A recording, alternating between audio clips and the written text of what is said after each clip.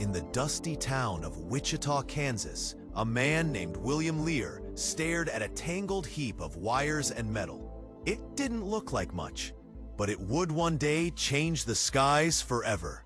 William Lear wasn't born into wealth or privilege. He dropped out of high school in the 1920s, driven by a fascination with electronics and a stubborn belief he could build things others hadn't even imagined yet. In his early 20s, Lear invented the first practical car radio. It was called the Motorola, a name combining motor and Victrola. That little box of music on wheels would be the beginning of a long, audacious journey.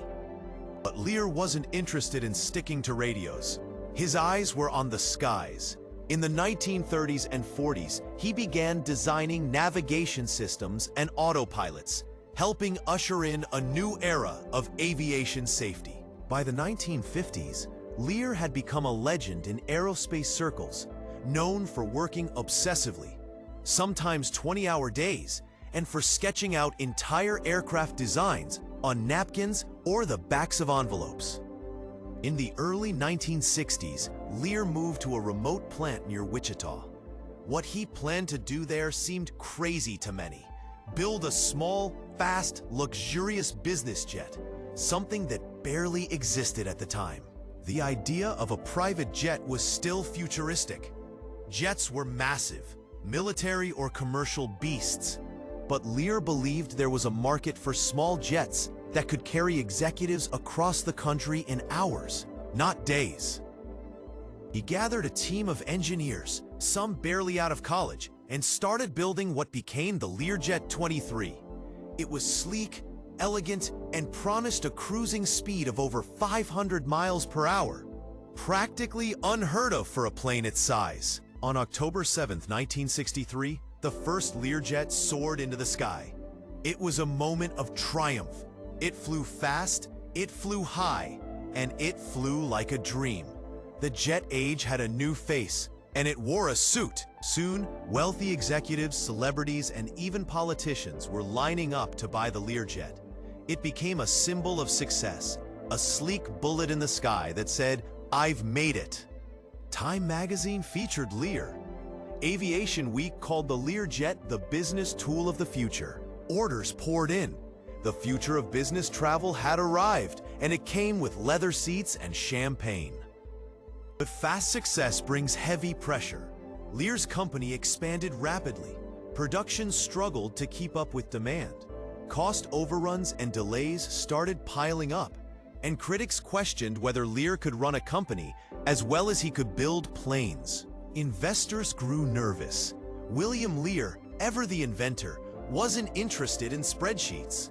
He wanted to build a plane that ran on steam, or one that could fly to the edge of space.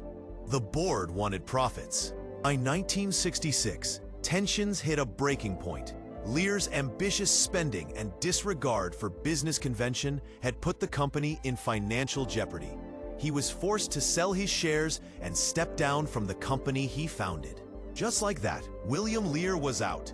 The man who had revolutionized private flight was now watching from the sidelines as others flew his dream. The Learjet company went on without him. But the jet? It flew and flew. Celebrities like Frank Sinatra and Marlon Brando owned Learjets. So did corporations, athletes, and even governments. It became the Rolls-Royce of the skies, fast, private, and unmistakably cool. In the 1970s and 80s, the Learjet became a cultural icon. It was mentioned in songs, films, and novels. It was the ultimate power accessory, like a Rolex that could take you from New York to LA in 4 hours. From James Bond to rap lyrics, the Learjet became shorthand for luxury. One pilot joked, "You knew you'd made it when your boss flew in a Learjet and didn't invite you." Speaking of high-flying dreams, if you want stories that take off like this one, hit that subscribe button before the next metaphorical jet leaves the runway. Back in retirement, William Lear didn't slow down. He started working on a new type of engine, one that would run on steam, be cleaner, and maybe even save the planet. He called it the Lear Vapor Turbine.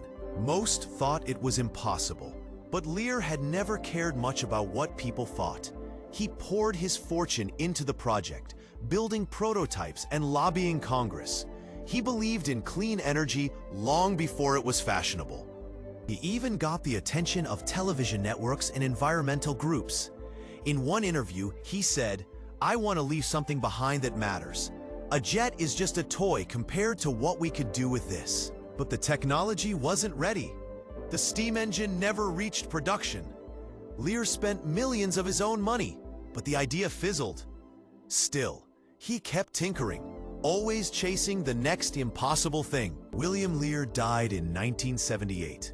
He left behind 12 patents, a handful of companies, and a legacy that had reshaped business aviation.